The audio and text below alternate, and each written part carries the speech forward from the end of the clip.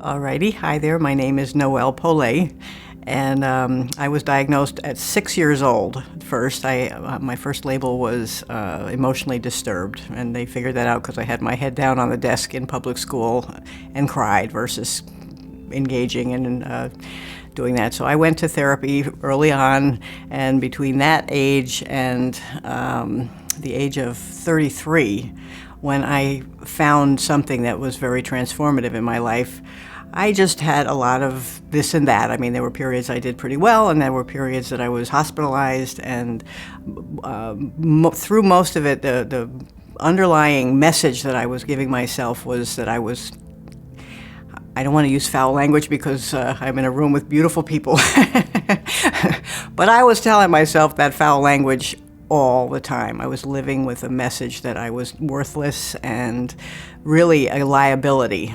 My parents were teenagers, so I felt like being born was a big problem, and they really were not up to being engaged parents because they were kids themselves. And they were, anyway, a lot of beautiful feelings about them, as well as like, oh my God, these people are left to take big mistake.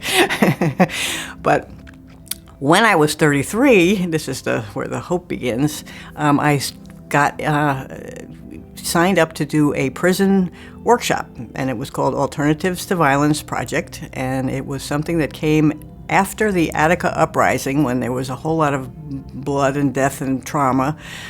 Some people were farmed to another prison, and they said, we cannot continue this way, this is too horrible.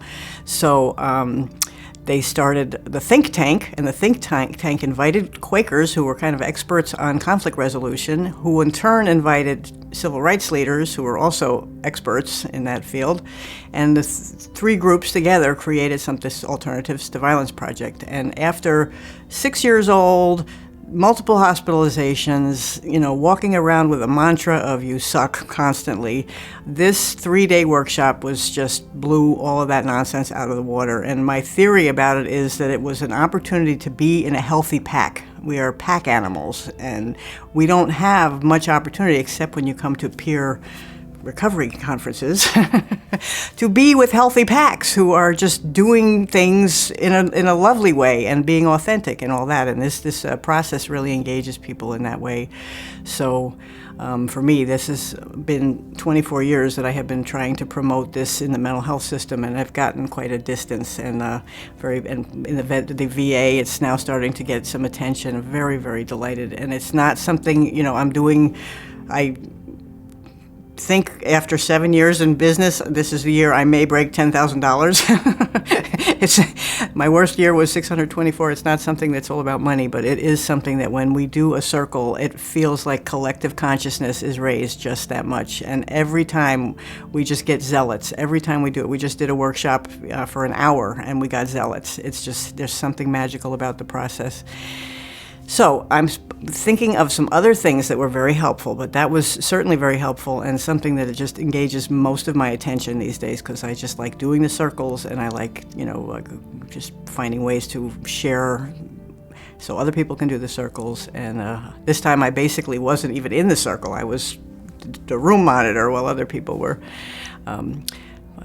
Anyway, so other things that are very helpful, I am a student of the Course in Miracles, which is a spiritual text that came out of a Jewish atheist Columbia University professor. She didn't believe in God. She thought all that nonsense but she was having very hard interpersonal dynamics at work, and they sort of collectively said, we got to find a better way, and this material started coming through her.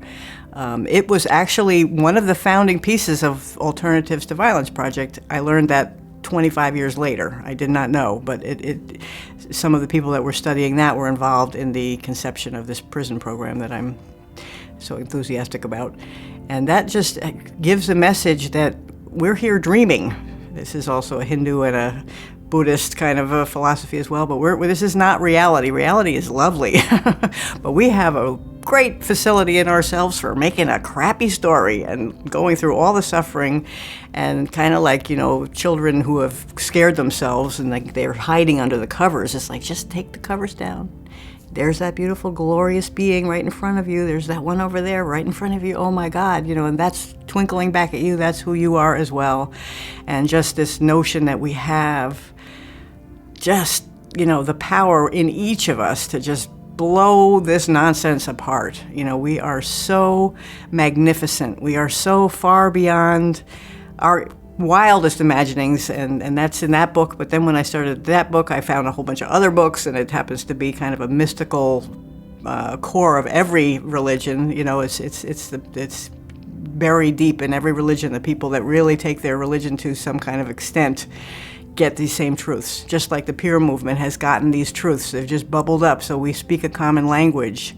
And in the prison system, this Alternatives to Violence project, same values bubbling up. So it really is the time, I believe, just to have this transpire. If there is something called the Golden Millennium, we are agents of that time. And so is that process. And a magical piece about the prison is this has always been a volunteer process, but this year for the first time they are allowing spin-offs to be acknowledged and ally with spin-offs, which means people can start making a living, and there's thousands of trained facilitators in this process all over the planet, because this has spread to 65 countries. So it's like, just get these people to work, get them out in their communities doing the dream they had, which is getting this into their kids' lives so that the kids never end up in prison the way they did. So thank you.